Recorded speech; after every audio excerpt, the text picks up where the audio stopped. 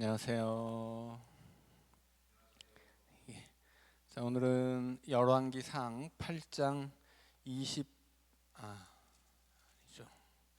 열왕기상 7장 40절부터 읽을 차례입니다. 솔로몬 성전 건축에 관한 이야기를 계속 읽어가고 있습니다. 열왕기상 7장 40절부터 같이 읽습니다. 히람이 또 물두멍과 부삽과 대접들을 만들었더라. 이와 같이 히람이 솔로몬 왕을 위하여 여호와의 전에 모든 일을 마쳤으니 곧 기둥 둘과 그 기둥 꼭대기에 공 같은 머리 둘과 또 기둥 꼭대기에 공 같은 머리를 가리는 그물 둘과 또 그 그물들을 위하여 만든 바 매 그물에 두 줄씩으로 기둥 위에 공 같은 두 머리를 가리게 한 석류 400개와 또 10개의 받침수레와 받침수레 위에 10개의 물두멍과 한 바다와 그 바다 아래에 소 12마리와 솥과 부삽과 대접들이라. 히람이 솔로몬 왕을 위하여 여호와의 성전에 이 모든 그릇을 빛난 노수로 만드니라. 자, 성전의 기구들 이야기인데 39절 바로 앞쪽에 물두멍 10개를 만들고 바다 하나를 만들었다 이렇게 이야기되어 있습니다. 39절에서는 성전 오른쪽 동남쪽에 바다를 두었다고 하죠. 원래 물두멍은 그 출애굽기에서 성막을 지었을 때는 성막 자체는 굉장히 작은 거죠. 크지 않습니다. 이건 이동식 천막이기 때문에 크지 않고 물두멍은 하나밖에 없었어요. 그러니까 출애굽기 시대에는 성막이 이렇게 있었습니다. 지난주에 설명드렸듯이 출애굽기의 성막은 이동식 천막인데 모양은 정사각형 두 개를 합친 것과 같습니다. 그래서 이 정사각형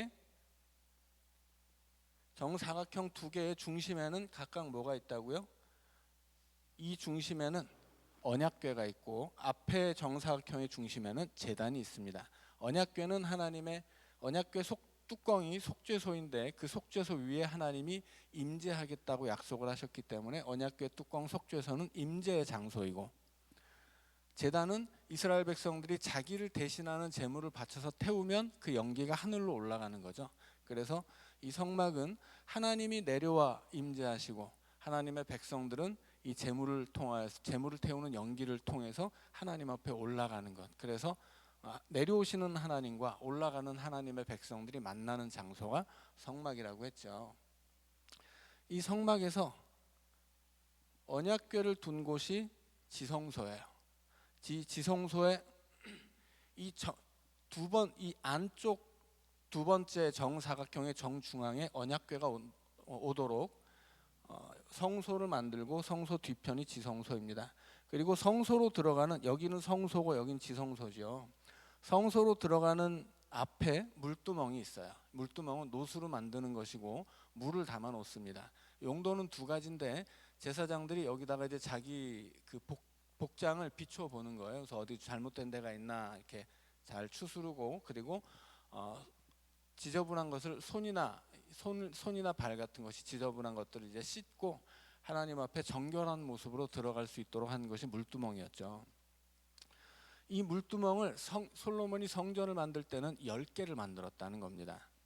성전은 크니까 지성소도 크고 성소도 커요. 그리고 여기로 들어갈 때 물두멍을 10개나 만들어 두었습니다. 그래서 이 물두멍이라고 하는 것은 그렇게 제사장들이 자기를 비추어 보는 거울이기도 하고 부정한 것을 씻는 물이기도 하다라고 하는 거죠. 그리고 바다는 이게 만약에 이건 이제 성막이고 성전을 지었다면 요 끝에쯤에 이 물두멍 10개의 물두멍에 물을 공급하는 물탱크 같은 거예요.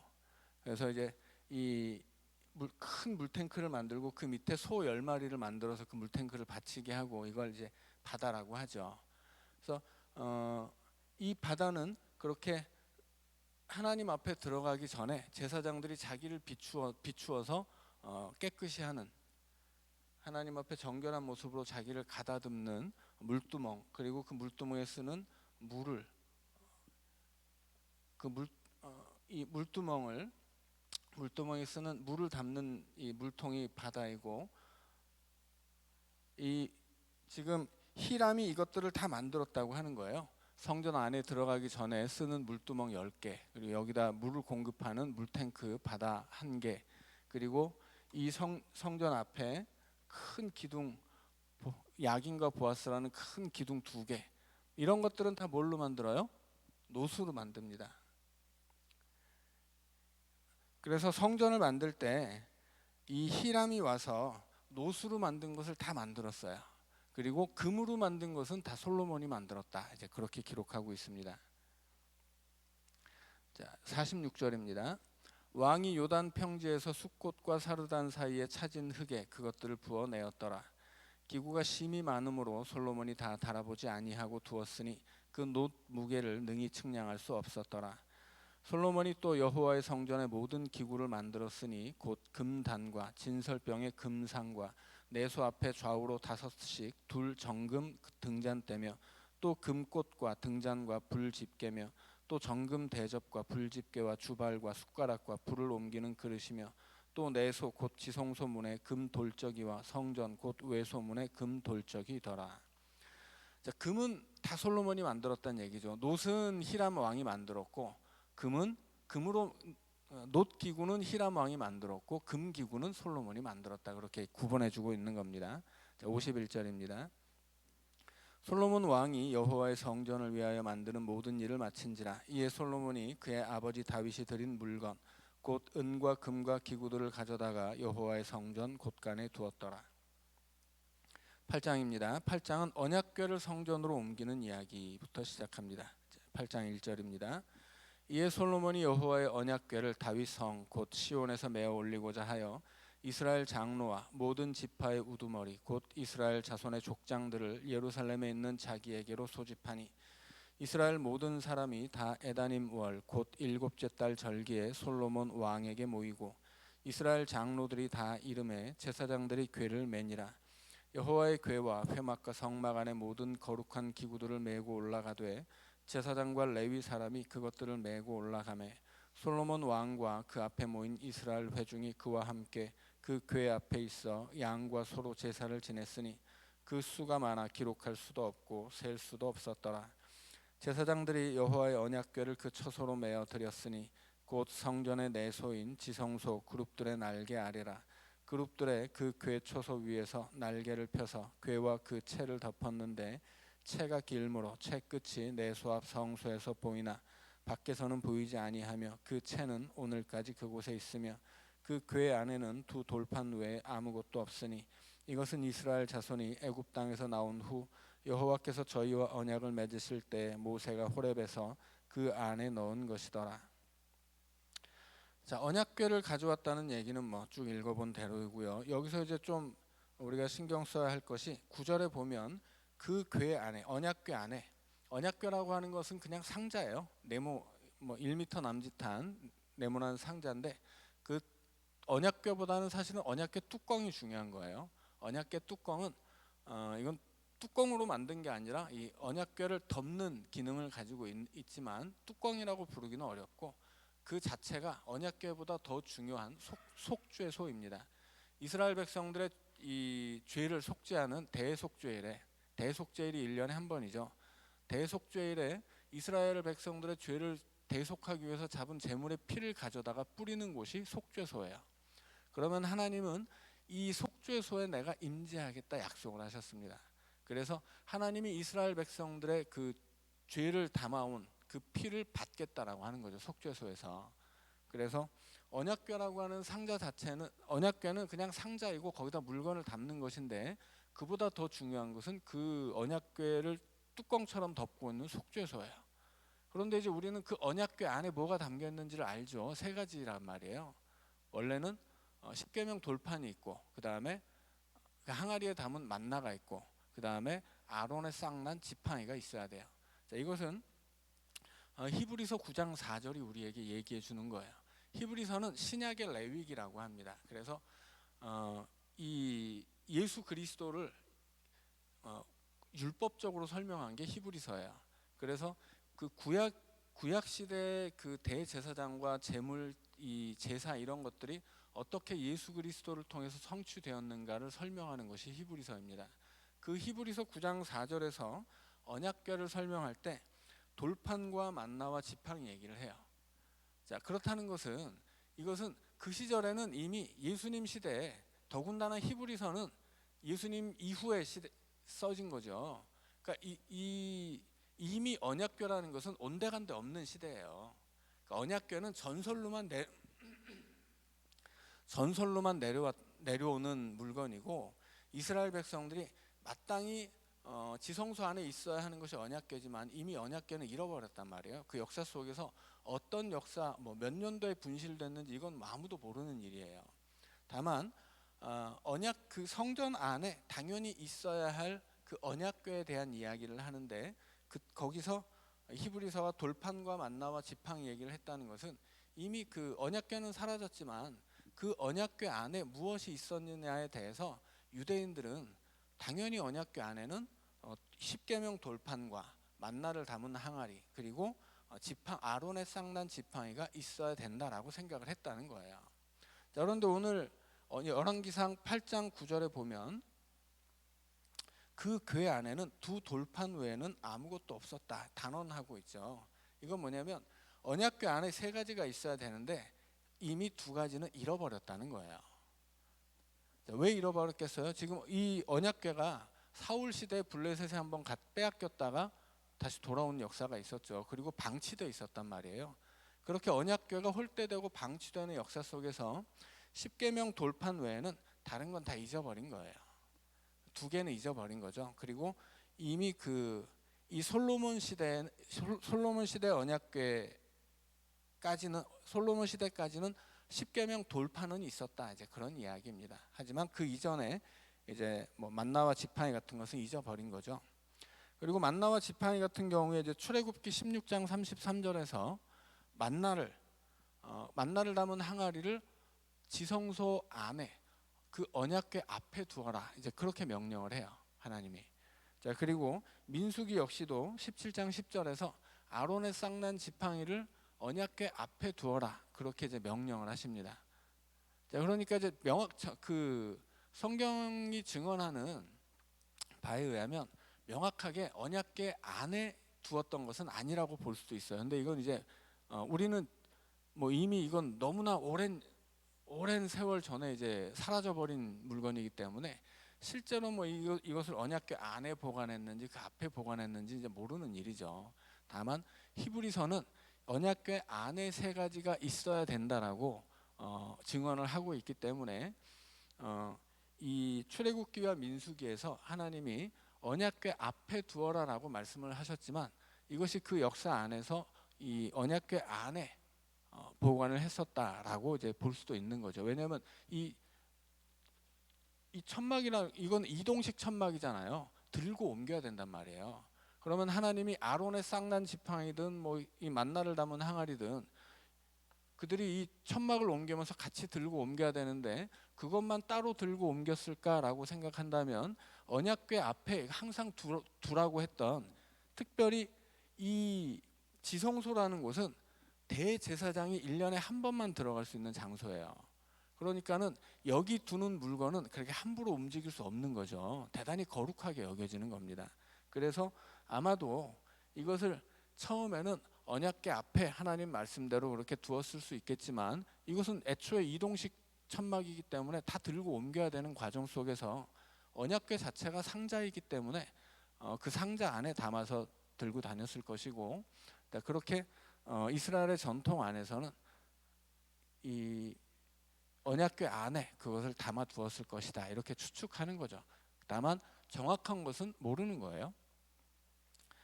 자, 아무튼 이것이 언약궤 앞에 있었는지 안에 있었는지는 알 수가 없고, 그리고 이 솔로몬 시대에는 이미 십계명 돌판 2개 외에 다른 2가지는 잃어버렸다라고 하는 것이죠. 다른 2가지는 뭐예요?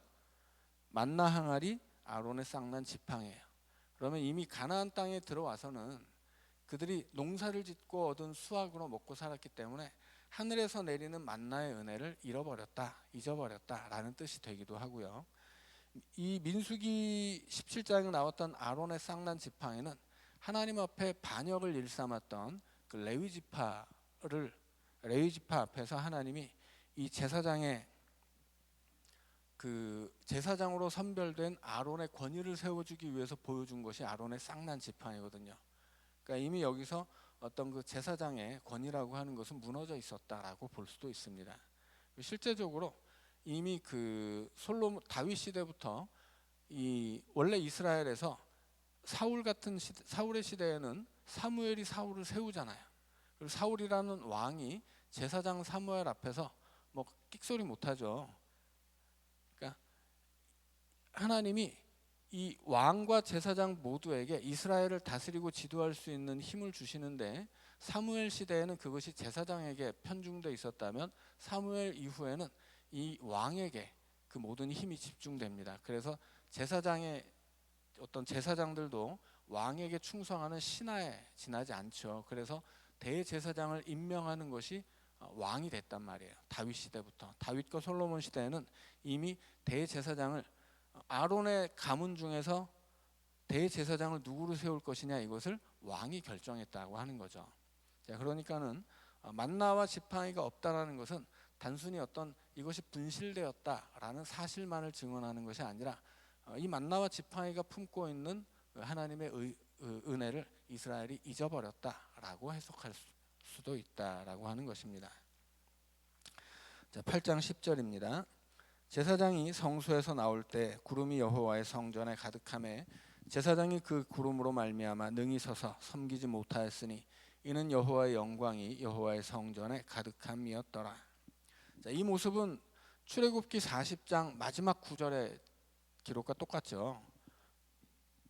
모세가 하나님의 명령대로 성막을 만들었을 때 구름이 빽빽하게 임해서 아무도 들어가지 못했어요. 자, 그 모습과 솔로몬이 성전을 지었을 때 그 구름이 임하는 모습이 이제 거의 흡사하게 나오죠. 이것은 그만큼 솔로몬이 성전을 지었을 때, 그것이 처음 지어졌을 때는 이것이 광야에 세워졌던 천막과 크게 다르지 않고 그렇게 하나님의 임재를 상징할 수 있는 장소였다라고 하는 뜻입니다. 자, 12절입니다. 그때 솔로몬이 이르되 여호와께서 캄캄한 데 계시겠다 말씀하셨사오나 내가 참으로 주를 위하여 계실 성전을 건축하였사오니 주께서 영원히 계실 처소로소이다 하고 얼굴을 돌이켜 이스라엘의 온 회중을 위하여 축복하니 그때 이스라엘의 온 회중이 서 있더라. 왕이 이르되 이스라엘의 하나님 여호와를 송축할지로다. 여호와께서 그의 입으로 내 아버지 다윗에게 말씀하신 것을 이제 그의 손으로 이루셨도다. 이르시기를 내가 내 백성 이스라엘을 애굽에서 인도하여 낸 날부터 내 이름을 둘 만한 집을 건축하기 위하여 이스라엘 모든 지파 가운데에서 아무 성읍도 택하지 아니하고 다만 다윗을 택하여 내 백성 이스라엘을 다스리게 하였노라 하신지라. 내 아버지 다윗이 이스라엘의 하나님 여호와의 이름을 위하여 성전을 건축할 마음이 있었더니 여호와께서 내 아버지 다윗에게 이르시되 네가 내 이름을 위하여 성전을 건축할 마음이 있으니 이 마음이 네게 있는 것이 좋도다. 그러나 너는 그 성전을 건축하지 못할 것이요 내 몸에서 낳을 내 아들 그가 내 이름을 위하여 성전을 건축하리라 하시더니 이제 여호와께서 말씀하신 대로 이루시도다. 내가 여호와께서 말씀하신 대로 내 아버지 다윗을 이어서 일어나 이스라엘의 왕 위에 앉고 이스라엘의 하나님 여호와의 이름을 위하여 성전을 건축하고 내가 또 그곳에 우리 조상들을 애굽 땅에서 인도하여 내실 때 그들과 세우신 바 여호와의 언약을 넣은 궤를 위하여 한 처소를 설치하였노라. 자, 이제 솔로몬이 연설을 하죠. 뭐라고 연설을 하냐면 13절에 내가 참으로 주를 위하여 계실 성전을 건축하였사오니 주께서 영원히 계실 처소로소이다. 이렇게 얘기하는데 자기가 지금 성전을 지었잖아요. 그리고 자화자찬을 하는 거예요. 그런데 이것은 신학적으로 틀렸습니다. 이것은 그냥 솔로몬의 자화자찬에 지나지 않아요. 이것은 성경에 기록된 구절이지만 하나님이 말씀하신 게 아니죠. 솔로몬이 얘기하는 거예요. 하나님은 뭐라고 말씀하셨어요? 사무엘 하 7장에서 네가 내가 있을 집을 세우겠느냐 그렇게 말씀하시죠. 그건 가망 택도 없는 얘기다라는 뜻이에요. 그래서 다윗이 내가 하나님을 위하여 집을 세워드리겠습니다 했더니 내가 언제 집 달라고 했느냐? 내가 언제 뭐 집에 어디 있어 본 적 있느냐? 그리고 네가 감히 내가 머무를 집을 건축하겠다고 하느냐? 이건 있을 수 없는 일이라는 이야기예요. 그래서 하나님이 오히려 내가 너를 위한 집을 지어준다라고 말씀하셨죠. 그럼에도 불구하고 지금 솔로몬은 주께서 영원히 계실 처소라고 이야기를 해요. 근데 이제 뒤에도 나오겠지만 이 성전은 하나님의 처소가 될 수 없어요. 하나님은 여기 계시지 않거든요. 다만 하나님은 성전을 지었을 때 하나님이 뭐라고 말씀하시냐면 하나님의 이름을 거기 둔다라고 말씀하세요. 그러니까 하나님이 계신 것이 아니고 하나님의 이름이 있는 곳이에요. 그래서 성전이라는 곳은 하나님이 계신 곳이 아니고 하나님의 이름이 있는 곳이에요. 그러니까 하나님의 거처가 아닌 거죠. 그래서 이 솔로몬이 하나님께 기도를 하는데 기도할 때도 뭐라고 기도를 하냐면 하나님, 우리가 만약에 백성들이 죄를 짓고 기도하거든 하늘에 계신 하나님이 백성들이 죄를 짓고 이 성전을 향해 기도하거든 하늘에 계신 하나님이 들어주시옵소서 이렇게 기도해요. 조금 이따 이제 읽으면 나오는데 8번 정도를 그 8번 정도 다른 기도의 제목을 가지고 기도하는데 내내 기도하는 게 그거예요. 우리가 기도하면 이 성전을 향하여 기도하면 하나님이 하늘에서 들으시고 응답하소서 이거예요. 그러니까 하나님 어디에 계세요? 하나님은 하늘에 계세요. 하나님은 성전에 계신 분이 아니에요. 성전은 그냥 건물에 지나지 않는 거예요. 그러니까 성전에는 하나님이 이름을 두신 것이 곳이고 그래서 성전은 통로의 역할이에요. 통로. 사람들이 예배하고 여기 와서 하나님을 예배하고 기도하면 하늘에 계신 하나님이 이 성전에 이름을 두신 성전을 보시고 그리고 그 예배와 기도를 받는 거예요. 하늘에서. 그러니까는 성전이라고 하는 것은 하나님 계신 곳이 아니고 하나님이 이름을 두신 곳이다라고 하는 것을 분명히 알아야 합니다. 그럼에도 불구하고 솔로몬은 뭐라고 이야기해요? 주께서 영원히 계실 처소로소이다 이렇게 이야기하죠. 그러니까 이것은 솔로몬은 신학적으로 틀렸다는 얘기예요. 솔로몬의 성전에 명암이 있다고 말씀드렸죠. 밝은 부분이 있지만 어두운 부분이 있어요. 이게 어두운 부분의 하나예요. 솔로몬은 자기가 성전을 지어놓고 하나님을 거기 가둬놓으려고 하는 거예요. 이것은 마치 나중에 유대인들이 율법주의로 빠진 이후에 그 율법으로 하나님을 가둬놓는 것과 똑같죠. 심지어는 하나님의 아들인 예수님이 율법을 어기면 예수님도 정죄를 해요. 율법을 어겼기 때문에. 그러니까 율법에 하나님을 가둬놓고 하나님조차도 그 율법을 어길 수 없다라고 하는 거예요. 그게 유대인들의 그 잘못된 신앙인 거죠. 그것이 율법주의였다면 솔로몬은 지금 성전주의에 빠진 거예요. 자기가 성전을 지어놓고 내가 했으니까 하나님 여기 계셔야 됩니다. 이제 그런 소리를 하고 있는 거죠. 그리고 이제 이후에 또 이제 나오겠지만 이 성전이 가지고 있는 명확한 한계와 잘못된 지점들이 있는데 이제 읽어보면서 살펴보도록 하겠습니다. 22절입니다. 솔로몬이 하나님 앞에 드리는 기도예요. 솔로몬이 여호와의 제단 앞에서 이스라엘의 온 회중과 마주서서 하늘을 향하여 손을 펴고 이르되 이스라엘의 하나님 여호와여 위로 하늘과 아래로 땅에 주와 같은 신이 없나이다. 주께서는 온 마음으로 주의 앞에서 행하는 종들에게 언약을 지키시고 은혜를 베푸시나이다. 주께서 주의 종 내 아버지 다윗에게 하신 말씀을 지키사 주의 입으로 말씀하신 것을 손으로 이루심이 오늘과 같으니이다.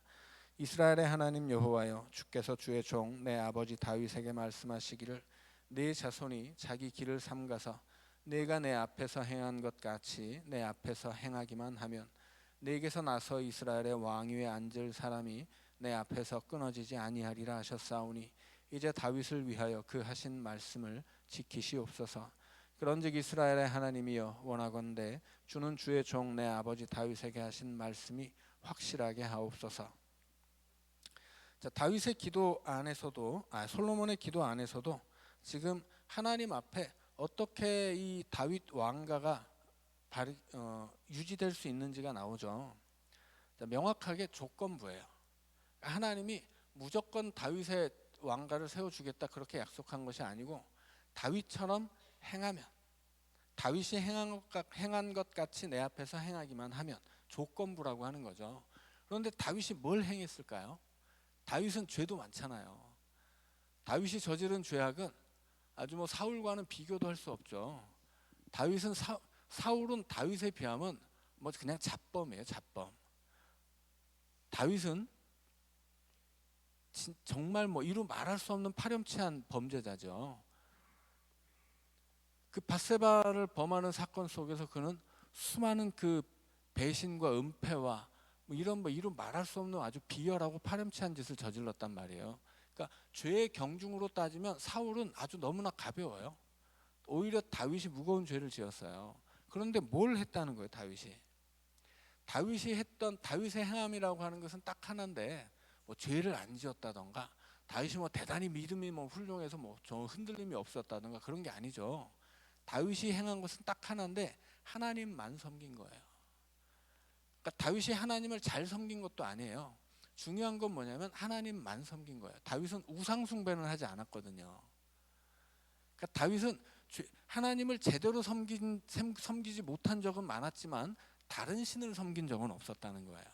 그것이 하나님이 칭찬하는 다윗의 장점입니다. 그런데 솔로몬이 행한 것은 뭐예요? 1000명의 처와 첩을 두고 그 처와 첩에게 넘어가서 그 1000개의 우상의 산당을 지은 거예요. 그래서 이 솔로몬에게 다윗처럼 행해야 된다라고 했을 때 다윗의 행함이라고 하는 것은 우리는 이 신명기 역사 속에서 다윗이 어떤 짓을 저질렀는지를 많이 봤거든요. 해서는 안 되는 일을 많이 했음에도 불구하고 하나님이 칭찬하는 다윗이 행한 것, 그것은 우상을 섬기지 않았던 것이라는 거예요. 자, 그래서 솔로몬에게 하나님이 요구하는 것은 너 우상 섬기지 말고 하나님만 섬겨라, 그것이었습니다. 자, 27절입니다. 하나님이 참으로 땅에 거하시리이까 하늘과 하늘들의 하늘이라도 주를 용납하지 못하겠거든 하물며 내가 건축한 이 성전이오리이까. 그러나 내 하나님 여호와여, 주의 종의 기도와 간구를 돌아보시며 이 종이 오늘 주 앞에서 부르짖음과 비는 기도를 들으시옵소서. 주께서 전에 말씀하시기를 내 이름이 거기 있으리라 하신 곳 이 성전을 향하여 주의 눈이 주야로 보시오며 주의 종이 이곳을 향하여 비는 기도를 들으시옵소서. 주의 종과 주의 백성 이스라엘이 이곳을 향하여 기도할 때 주는 그 간구함을 들으시되 주께서 계신 곳 하늘에서 들으시고 들으시사 사하여 주옵소서. 자, 여기서 이제 명확히 나오죠. 하나님은 땅에 거할 수 없다라고 하는 거예요. 저 하늘과 하늘들의 하늘이라도 하나님이 거하시기에는 좁은 곳인데 하물며 내가 지은 이까지 건물에 어떻게 하나님 계시겠습니까? 이렇게 얘기하죠. 29절에 보면 하나님이 말씀하시기를 내 이름이 거기 있으리라 하신 곳.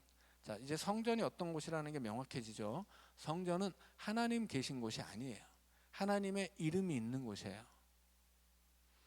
자, 그리고 그 다음에 나오는 이야기는 뭐예요? 이 성전을 향하여 주의 눈이 주야로 보시오며. 성전은 첫 번째로는 하나님의 이름이 있는 곳이고 두 번째로는 하나님의 눈이 있는 곳이에요. 하나님이 바라보시는 곳이에요. 하나님의 눈이 보시는 곳이에요. 그리고 이스라엘 백성들이 기도할 때 주께서 계신 곳 하늘에서 들으시고 이렇게 이야기하죠. 하나님이 이스라엘 백성들은 성전에서 뭐 하는 곳이에요? 하나님의 이름을 두신 그곳에 와서 이스라엘 백성들이 기도하면 하나님이 그 성전을 보시다가 아, 기도하는구나 그러면 하늘에서 들으신다라고 하는 거죠. 그래서 성전은 통로다라고 하는 것입니다. 31절입니다.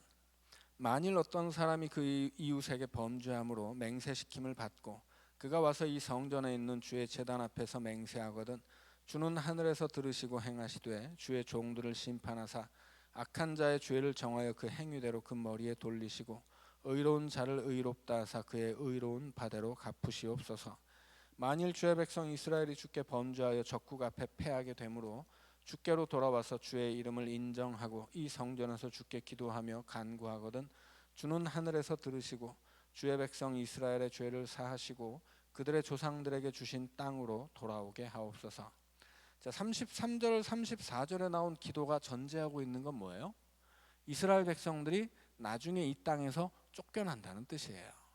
자, 이스라엘의 역사가 여기 이제 지금 이스라엘이 솔로몬이 이제까지 지나온 역사를 되돌아보고 기도하는 것이 아니라 장차 이스라엘 역사 안에 이루어진 일들이 지금 이 기도 안에 들어와 있는 거죠. 자, 35절입니다. 만일 그들이 주께 범죄함으로 말미암아 하늘이 닫히고 비가 없어서 주께 벌을 받을 때에 이곳을 향하여 기도하며 주의 이름을 찬양하고 그들의 죄에서 떠나거든 주는 하늘에서 들으사 주의 종들과 주의 백성 이스라엘의 죄를 사하시고 그들이 마땅히 행할 선한 길을 가르쳐 주시오며 주의 백성에게 기업으로 주신 주의 땅에 비를 내리시옵소서. 만일 이 땅에 기근이나 전염병이 있거나 곡식이 시들거나 깐부기가 나거나 메뚜기나 황충이 나거나 적국이 와서 성읍을 에워싸거나 무슨 재앙이나 무슨 질병이 있든지 막론하고 한 사람이나 혹 주의 온 백성 이스라엘이 다 각각 자기의 마음의 재앙을 깨닫고 이 성전을 향하여 손을 펴고 무슨 기도나 무슨 간구를 하거든 주는 계신 곳 하늘에서 들으시고 사하시며 각 사람의 마음을 아시오니 그들의 모든 행위대로 행하사 갚으시옵소서. 주만 홀로 사람의 마음을 다 아심이니이다. 그리하시면 그들이 주께서 우리 조상들에게 주신 땅에서 사는 동안에 항상 주를 경외하리이다. 자, 37절에 나오는 기근, 전염병, 곡식이 시들거나 깐부기, 메뚜기, 황충, 적극이 와서 성읍을 에워싸거나 이것은 다 신명기에 나온 이야기예요. 하나님을 섬기지 않으면 받을 저주의 목록에 들어가 있는 거죠. 자, 그래서 이 이스라엘 백성들이 이렇게 성전을 세워놓고도 하나님을 섬기지 않고 그렇게 죄짓거든 하나님 그렇게 그 죄에 대한 대가를 치르게 하시겠지만 우리 백성들이 회개하거든 이 성전을 향하여 회개하거든 들어주십시오. 그런 이야기죠. 자, 41절입니다. 또 주의 백성 이스라엘에 속하지 아니한 자 곧 주의 이름을 위하여 먼 지방에서 온 이방인이라도 그들이 주의 크신 이름과 주의 능한 손과 주의 펴신 팔의 소문을 듣고 와서 이 성전을 향하여 기도하거든 주는 계신 곳 하늘에서 들으시고 이방인이 주께 부르짖는 대로 이루사 땅의 만민이 주의 이름을 알고 주의 백성 이스라엘처럼 경외하게 하시오며 또 내가 건축한 이 성전을 주의 이름으로 일컫는 줄을 알게 하옵소서. 자, 심지어 이제 이방인들도 이 성전을 통해 기도할 수 있다. 이방인들도 이 성전을 통해서 하나님을 만나게 해주시옵소서 이런 기도를 하죠. 자, 이것은 단순히 솔로몬의 기도, 솔로몬 개인의 기도가 아니라 이 성전의 의미를 이 기도를 통해 밝혀주는 거예요. 자, 그래서 이 성전은 유대인들만의 성전이 아니고 이 성전을 통해 예배와 기도를 받는 하나님은 유대인들만의 하나님이 아니다라고 하는 것입니다. 누구든지 어느 민족이든지 하나님이 이 성전에 계신 하나님을 의지하고 나오는 백성들은 다 받아주시는 것인데 그렇게 하는 이유는 뭘까요? 하나님은 이스라엘만의 하나님이 아니기 때문이에요. 하나님이 이스라엘을 택하신 이유는 출애굽기 19장에서 분명히 말씀하시죠. 그들을 제사장 나라로 삼기 위해서예요. 이스라엘 민족은 이스라엘 민족만 하나님의 백성이 되는 것이 아니고 열방의 모든 민족을 하나님 앞으로 데리고 나오는 중보자로서의 민족이다라고 하는 거예요. 그래서 하나님이 계획하신 것은 이스라엘을 통해서 모든 민족을 구원하시는 것이지 이스라엘만 택해서 이스라엘만 구원하는 게 아니다라고 하는 거예요. 자, 그것이 이 성전을 위한 기도에도 드러나 있습니다. 자, 44절입니다. 주의 백성이 그들의 적국과 더불어 싸우고자 하여 주께서 보내신 길로 나아갈 때에 그들이 주께서 택하신 성읍과 내가 주의 이름을 위하여 건축한 성전이 있는 쪽을 향하여 여호와께 기도하거든 주는 하늘에서 그들의 기도와 간구를 들으시고 그들의 일을 돌아보옵소서. 범죄하지 아니하는 사람이 없사오니 그들이 주께 범죄함으로 주께서 그들에게 진노하사 그들을 적국에게 넘기심에 적국이 그들을 사로잡아 원근을 막론하고 적국의 땅으로 끌어간 후에 그들이 사로잡혀간 땅에서 스스로 깨닫고 그 사로잡은 자의 땅에서 돌이켜 주께 간구하기를 우리가 범죄하여 반역을 행하여 악을 지었나이다 하며 자기를 사로잡아 간 적국의 땅에서 온 마음과 온 뜻으로 주께 돌아와서 주께서 그들의 조상들에게 주신 땅 곧 주께서 택하신 성읍과 내가 주의 이름을 위하여 건축한 성전 있는 쪽을 향하여 주께 기도하거든 주는 계신 곳 하늘에서 그들의 기도와 간구를 들으시고 그들의 일을 돌아보시오며 주께 범죄한 백성을 용서하시고 주께 범한 그 모든 허물을 사하시고 그들을 사로잡아 간 자 앞에서 그들로 불쌍히 여김을 얻게 하사 그 사람들로 그들을 불쌍히 여기게 하옵소서. 그들은 주께서 철 풀무 같은 애굽에서 인도하여 내신 주의 백성 주의 소유가 됨이니이다. 원하건대 주는 눈을 들어 종의 간구함과 주의 백성 이스라엘의 간구함을 보시고 주께 부르짖는 대로 들으시옵소서. 주 여호와여, 주께서 우리 조상을 애굽에서 인도하여 내실 때 주의 종 모세를 통하여 말씀하심 같이 주께서 세상 만민 가운데에서 그들을 구별하여 주의 기업으로 삼으셨나이다. 자, 성전을 위하여 드리는 마지막 기도의 주제는 뭐예요? 지금 이 땅에서 하나님을 이 성전에서 예배하는 백성들이 죄를 짓고 이 나라가 아예 망해버려서 다른 나라에 잡혀갔을 때, 그때는 이제 성전이 없잖아요. 그때는 성전이 있었던 이 땅을 향해서만 기도하더라도 기도를 좀 들어주십시오, 그런 내용이에요. 자, 이것은 이제 이스라엘의 역사가 그대로 반영되어 있죠. 그러니까 예언자적인 기도라고 할 수 있겠습니다. 자, 54절입니다. 솔로몬이 무릎을 꿇고 손을 펴서 하늘을 향하여 이 기도와 간구로 여호와께 아뢰기를 마치고 여호와의 제단 앞에서 일어나 서서 큰 소리로 이스라엘의 온 회중을 위하여 축복하며 이르되 여호와를 찬송할지로다. 그가 말씀하신 대로 그의 백성 이스라엘에게 태평을 주셨으니 그 종 모세를 통하여 무릇 말씀하실 그 모든 좋은 약속이 하나도 이루어지지 아니함이 없도다.